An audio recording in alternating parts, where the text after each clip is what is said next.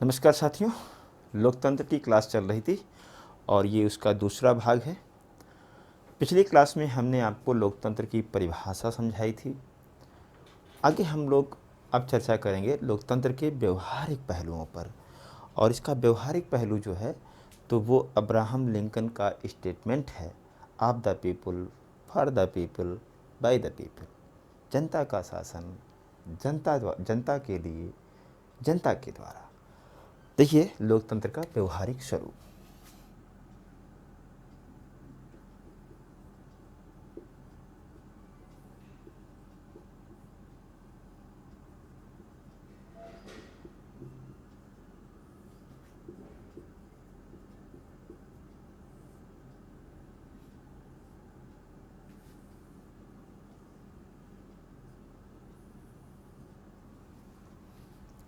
तीन चीजें हैं इसमें।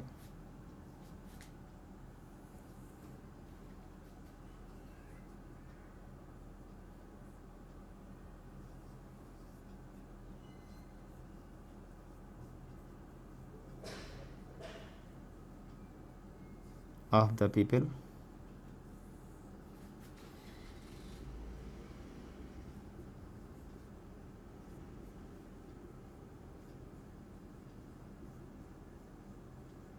फॉर द पीपल,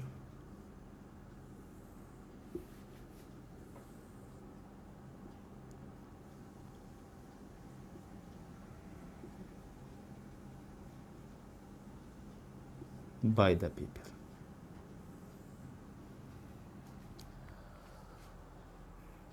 जनता का शासन, जनता के लिए, जनता के द्वारा। इसका मतलब क्या है? यहां पर जनता का शासन कहा गया है। लोकतंत्र में आप जानते हैं कि जनता ही शासन करती है। अब वो चाहे प्रत्यक्ष रूप से करे और चाहे वो अप्रत्यक्ष रूप से करे।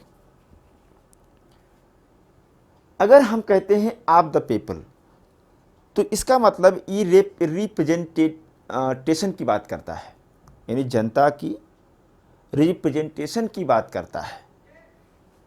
अगर फॉर द पीपल की बात करते हैं हम, तो ये गुड गवर्नेंस की बात होती है। अगर हम बाय द पीपल की बात करते हैं दोस्तों, तो इसका मतलब मैंडेट की बात हो रही है, बहुमत की बात हो रही है। ध्यान समझिएगा। पहला इसमें हम लेते हैं ऑफ द पीपल। इसका मतलब ये होता है ऑफ द पीपल।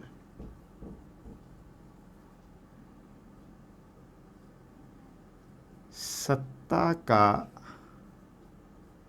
प्रयोग जनता द्वारा। अब जनता जब सत्ता का प्रयोग करेगी दोस्तों, तो इसके दो स्वरूप हैं। एक तो यह है कि जनता प्रत्यक्ष रूप से शासन करे, और एक होता है अप्रत्यक्ष रूप से शासन करे।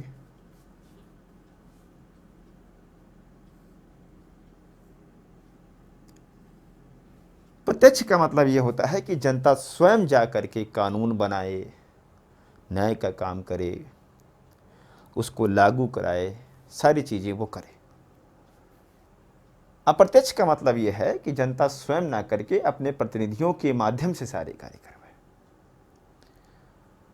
प्रत्यक्ष लोकतंत्र में अगर हम देखें तो बहुत सारी समस्याएं हैं, यानी कि जनता अगर स्वयं शासन करेंगे, जनता स्वयं शासन करे, तो इसमें बहुत सारी समस्याएं हैं। समस्याएं क्या हैं? अगर मान लिया कि कोई बहुत बड़ा देश है, भौगोलिक दृष्टि से बड़ा देश हो, उस देश की जनसंख्या बहुत अधिक हो, वहाँ परिवहन की समस्या उत्पन्न हो जाएगी, परिवहन की समस्या उत्पन्न हो जाएगी, व्यवस्था नहीं बन पाएगी। मतलब ये है कि जो प्रत्यक्ष लोकतंत्र है, क्या अगर हम कहें भारत जैसे है, भारत में 132 करोड़ आबादी है, क्या संभव है कि बस 132 करोड़ लोग एक जगह पर बैठ करके देश के लिए कोई कानून बनाएं? संभव ही नहीं है। बड़ा देश है, अधिक जनसंख्या है, आने जाने की समस्या, मतलब ये कल्पना ही नहीं कर सकते। जब मान लिया अगर किसी देश की आबादी 10,000 5,000 है तो संभव है, लेकिन इतने बड़े देशों में प्रत्यक्ष शासन जनता का नहीं हो सकता। इसमें बहुत सारी समस्याएं हैं। इसमें कुछ विशेषताएं हैं प्रत्यक्ष लोकतंत्र की, जिस पर हम बातचीत कर लेते हैं। जैसे देखिए, जो प्रत्यक्ष लोकतंत्र होता है दोस्तों, ये है जैसे स्विट्जरलैंड देख लीजिए, इसका एक एग्जाम्पल है प्रत्यक्ष का स्विट्जरलैंड।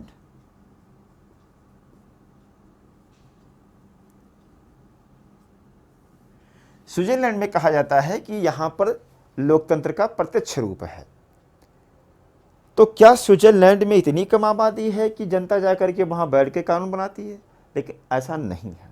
हाँ, प्रत्यक्ष क्यों कहा जाता है? क्योंकि जनता वास्तव में आपको दिखाई देगा कि कुछ ऐसा, जितने भी कानून बन रहे हैं या जो भी डिसीजन हो रहे हैं देश में, प्रतिनिधि हैं वहाँ पर, निश्चित रूप से हैं, लेकिन हर चीज़ के लिए पहल वहाँ पर जनता के द्वारा होता है। मतलब ये है कि ये स्विट्जरलैंड में है, या प्रत्यक्ष लोकतंत्र की बात करें तो वहाँ पर पहल करना यानी आरंभन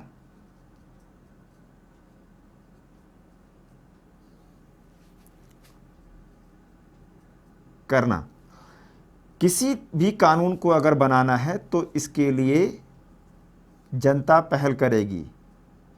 कानून बनाने के लिए जनता द्वारा पहल होता है। प्रतिनिधि होते हैं यहाँ पर, जैसे आपके यहाँ सांसद लोग हैं, तो कोई भी कानून बनाना हो तो जनता पहल करेगी। प्रतिनिधि होंगे, लेकिन प्रतिनिधि बैठे रहेंगे आराम से। जनता कहेगी कि भैया देश में ये कानून बना दो, तो वो कानून संसद ही बनाएगी वहाँ पर, लेकिन जनता के कहने पर। यानी कानून बनाने के लिए आरंभ कौन करता है? प्रत्यक्ष लोकतंत्र में जनता करती है। दूसरी चीज़ आप देखेंगे कि यहाँ पर रिकॉल सिस्टम होता है।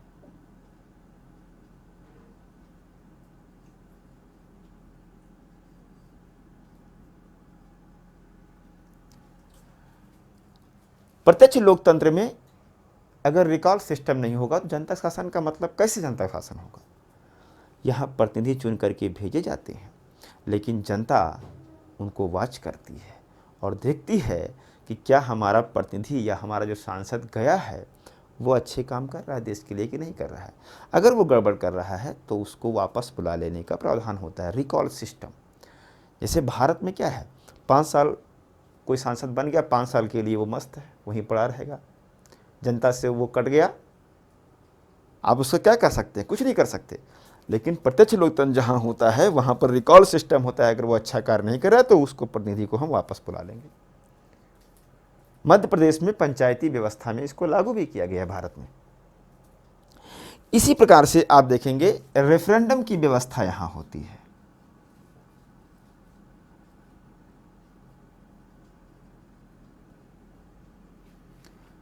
यानी कि जनमत संग्रह।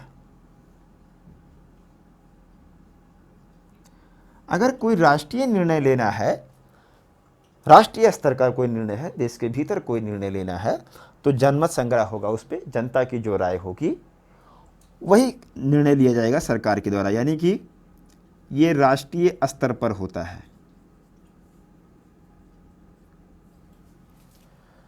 इसी प्रकार से एक होता है प्लेबेसाइट।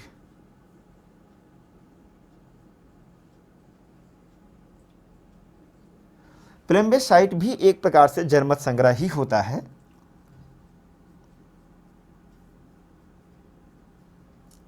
लेकिन जब कोई अंतर्राष्ट्रीय स्तर पर निर्णय लेना हो तो इसके लिए प्लेबेसाइट होता है। जैसे मान लिया अब स्विट्जरलैंड को अगर हम ले लें और कहा गया कि क्या स्विट्जरलैंड ब्रिटेन के साथ संबंध रखे ना रखे, तो ये इंटरनेशनल मामला हो गया। तो इसके लिए जनता से जब राय लेना होगा तो प्लेबेसाइट कहवाया जाएगा उसको। एक प्रकार से जनमत संग्रह ही है। तो राष्ट्रीय स्तर पर रेफरेंडम और इंटरनेशनल लेवल पर प्लेबिसाइट की व्यवस्था होती है। तो ये उपयुक्त जो ये विशेषताएं हैं, चारों विशेषताएं ये स्विट्जरलैंड में पाई जाती हैं, इसलिए कहा जाता है कि स्विट्जरलैंड में प्रत्यक्ष लोकतंत्र होता है। लेकिन क्या ये हमारे देश में संभव है? हमारे देश में ये संभव ही नहीं है। इसलिए हमारे यहाँ एक व्यवस्था ये बनाई गई कि हम अप्रत्यक्ष रूप से शासन करेंगे, यानी जनता का ही शासन होगा, लेकिन वो अप्रत्यक्ष शासन होगा। देखिए कैसे।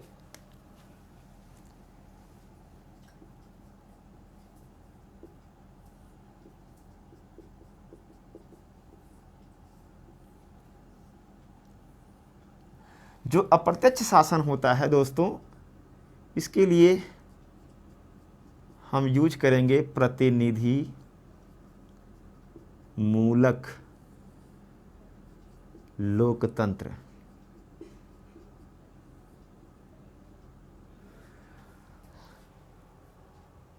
कैसे? देखिए, लोकतंत्र में हम कहते हैं शासन किसका होता है? जनता का। तो यहाँ जनता है, लेकिन जनता प्रत्यक्ष शासन नहीं करती है। ये किसको चुनती है? प्रतिनिधि को चुनती है। और प्रतिनिधि जो होते हैं ये राजनीतिक दलों से होते हैं। जिस राजनीतिक दल का अल्पमत होता है ये विपक्ष में बैठता है।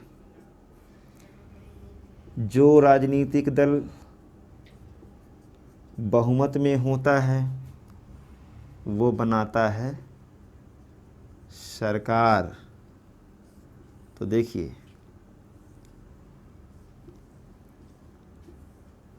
जो बहुमत में होगा वो क्या बनाएगा? सरकार बनाएगा। ये सिस्टम होता है। जनता स्वयं जा करके यहाँ पर नहीं बैठती है, जनता स्वयं नहीं करती है शासन।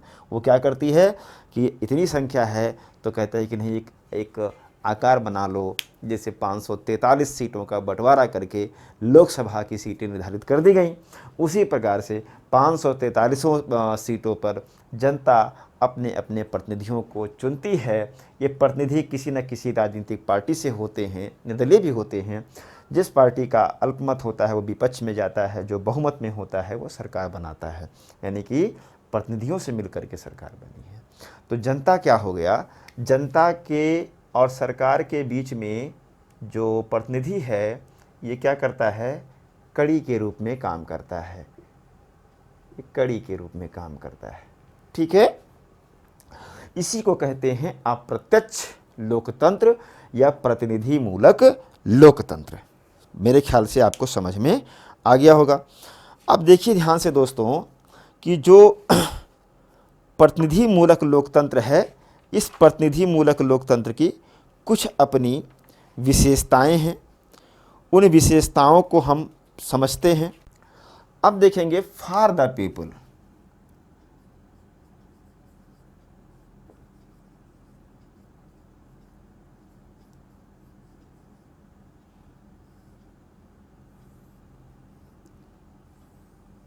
ऑफ द पीपल का मतलब सत्ता का प्रयोग जनता द्वारा, तो प्रत्यक्ष भी होता है, अप्रत्यक्ष होता है। हमारे यहाँ क्या है? अप्रत्यक्ष है। फॉर द पीपल का मतलब ये होता है, हमने कहा था कि शासन जनता के लिए होना चाहिए। मतलब यहाँ पर गुड गवर्नेंस की बात की जाती है। ऐसा शासन हो जो जनता के हित में हो, यानी जनता के लिए, जनता के लिए। ठीक है। शासन का उद्देश्य जन कल्याण होना चाहिए।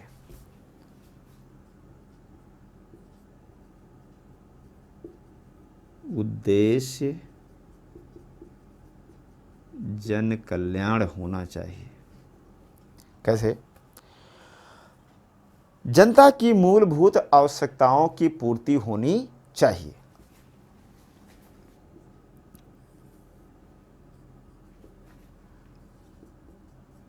जनता के मूलभूत आवश्यकताओं की पूर्ति होनी चाहिए, जैसे शिक्षा, स्वास्थ्य, पेयजल, भोजन इत्यादि। ठीक है ना। यानी कि ऐसा शासन हो जो जनता की आवश्यकताओं की पूर्ति करे, चाहे वो स्वच्छ पर्यावरण की बात हो, शिक्षा की बात हो, स्वास्थ्य की बात हो, पेयजल की बात हो, भोजन की बात हो, सब कुछ करे। इसके अलावा मानव संसाधन का उचित विकास होना चाहिए, या शासन को ये उपाय करने चाहिए। यानी कि मानव संसाधन का विकास होना चाहिए, अर्थात मानव के भीतर जो भी संभावनाएं हैं उसको पूरी तरह से विकसित करना चाहिए। यानी सरकार का ये कार्य होना चाहिए। जैसे मानसिक हो, चाहे वो तकनीकी विकास की परिस्थितियां हों, वो सभी परिस्थितियां उपलब्ध कराए जिससे मानव संसाधन का क्या हो सके, विकास हो सके। इसके अलावा देश के भीतर ऐसा वातावरण बनाया जाए जिससे कोई भी व्यक्ति स्वतंत्र होकर के व्यापार वाणिज्य को अपना सके, वो कर्म कर सके। यानी कि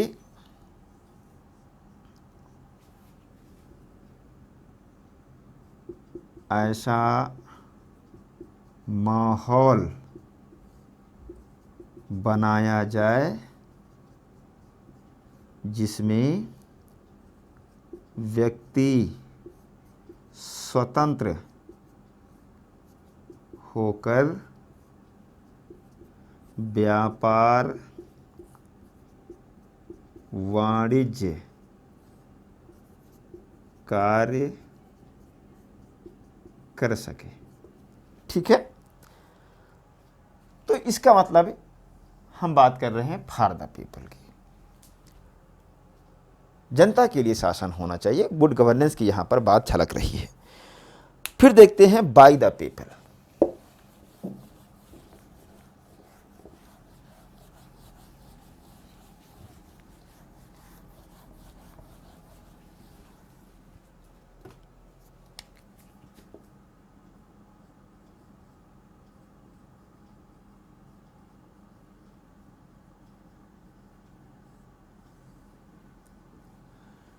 बाय द पीपल का मतलब होता है जनता द्वारा शासन।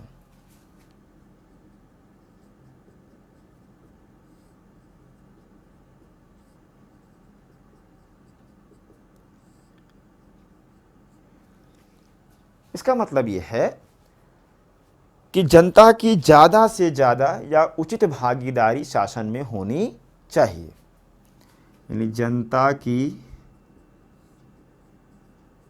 उचित भागीदारी होनी चाहिए। इसके लिए भागीदारी कैसे हो सकती है? क्या डायरेक्ट जनता को शामिल कर लिया जाए कि आओ सब लोग लोकसभा में, राज्यसभा में बैठ करके कानून बनाओ? ऐसा नहीं हो रहा है। कैसे भागीदारी होगी? इसके लिए क्या हो, शासन में पारदर्शिता होनी चाहिए। शासन में पारदर्शिता यानी कि जो भी शासन काम कर रहा है, सरकार जो काम कर रही है, जनता को उसके बारे में जानकारी होनी चाहिए। सरकार कुछ छुपा के ना करे, सब कुछ सार्वजनिक होना चाहिए जिससे हर किसी को पता चले। तो जाहिर सी बात है कि जनता को जब सारी चीज़ें पता चल रही हैं, इसका मतलब है कि शासन में उसकी भागीदारी है। सूचना का अधिकार होना चाहिए। सूचना का अधिकार, राइट टू इंफॉर्मेशन है भी। जनता को जब कोई सूचना की ज़रूरत हो सरकार से, प्रतिनिधियों से, तो वो ले सके, उसको ऐसे अधिकार मिलने चाहिए। अगर वो अधिकार है तो जाहिर सी बात है कि जनता की शासन में भागीदारी है। जवाबदेह प्रशासन होना चाहिए। जवाबदेह प्रशासन होना चाहिए। यानी कि ऐसा शासन हो जिसमें प्रशासनिक अधिकारी या कार्यपालिका मनमानी ना कर सके, वो जनता के प्रति जवाबदेह हो, जनता उनसे जान सके, पूछ सके कि भाई साहब ये काम कहा गया था, आपने क्यों नहीं किया। जनता सवाल कर सके, जनता उसको इन्फ्लुएंस कर सके, इस तरह शासन होना चाहिए। विकेंद्रीकरण को बढ़ावा,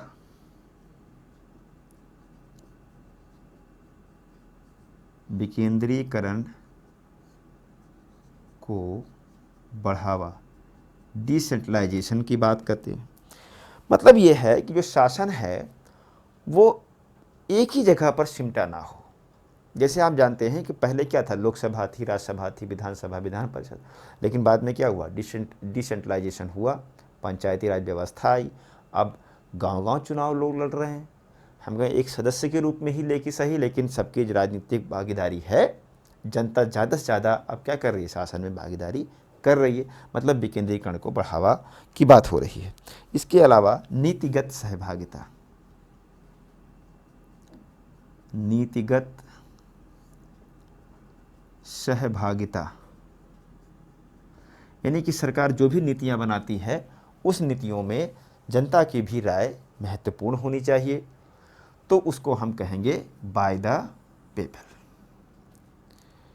ध्यान से देखिए कि अगर ये सारी चीजें हों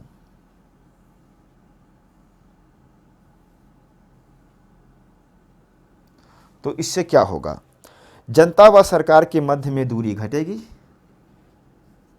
जनता व सरकार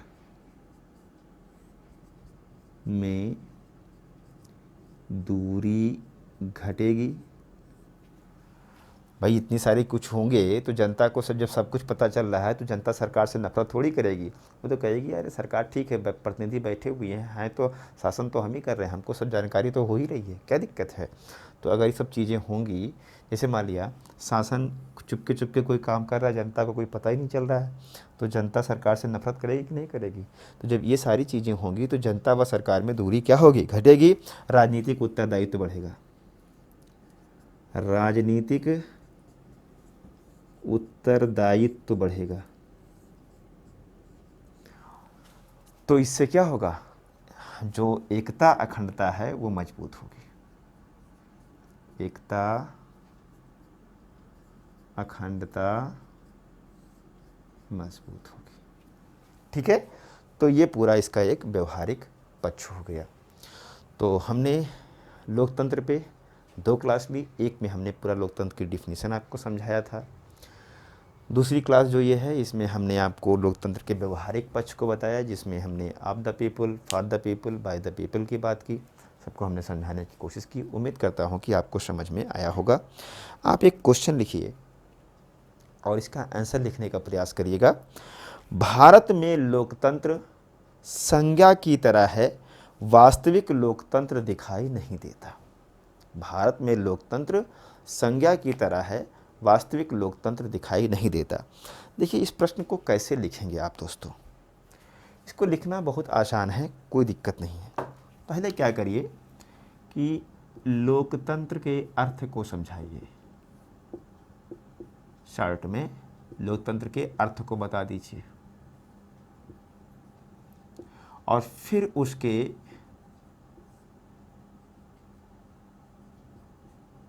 व्यापक अर्थ पर आइए, थोड़ा सा संक्षिप्त अर्थ दीजिए और फिर उसके व्यापक अर्थ पे आ जाइए। व्यापक अर्थ का मतलब मूल्यात्मक अवधारणा की बात करते हैं, बहुआयामी अवधारणा को ले लीजिएगा, इसको आप लिखिए। यानी कि ये वास्तव में क्या है, व्यवहारिक बातें जो हैं उसको दिखा दीजिए। For the people, of the people, by the people, इन तीनों चीज़ों का जिक्र कीजिए। अब आप ये महसूस करिए, ये देखिए कि क्या ये सारी चीज़ें हमारे देश में हैं या इसमें कुछ समस्या है। यानी कि अब इसके बाद आप क्या दिखाइएगा, हमारे देश में लोकतंत्र की समस्या। क्या इन सब बातों को आप जो लिख रहे हैं ऊपर, या जितनी चीज़ें आप यहाँ पढ़े हैं व्यवहारिक पक्ष इसका, क्या उस व्यवहारिक पक्ष वाले जितने भी पहलू हैं क्या हमारे देश में हैं या समस्या है इसमें। तो समस्या जाहिर सी बात है, उन समस्याओं को आप लिखिए और इसके बाद एक सकारात्मक या वास्तविक मूल्यांकन कर दीजिए। थोड़ा सा बचाव करते हुए, केवल आलोचना नहीं कर देना है, बचाव करते हुए उसका थोड़ा सा सकारात्मक देते हुए आप लिख दीजिए कि समय के साथ धीरे धीरे जैसे ही जनता में जागरूकता आएगी, उनका उत्थान होगा, शिक्षा बढ़ेगी, जागरूकता बढ़ेगी, तो अपने आप लोकतंत्र धीरे धीरे मजबूत हो जाएगा। ठीक है, और वास्तविक लोकतंत्र हमारे यहाँ भी आ जाएगा। तो इस प्रश्न का उत्तर लिखने का प्रयास कीजिएगा। आगे हम लोग जो चर्चा करेंगे दोस्तों वो होगा प्रतिनिधि मूलक लोकतंत्र क्या होता है, विमर्शी लोकतंत्र क्या होता है, सहभागी लोकतंत्र क्या होता है। इन सारी चीज़ों को पढ़ेंगे। फिर लास्ट में हम करेंगे विकास बनाम लोकतंत्र। तो कम से कम अभी 3 क्लासेस, 3 वीडियो, 4 वीडियो हम आपको और बनाएंगे। मिलते हैं अगली क्लास में। Thank you.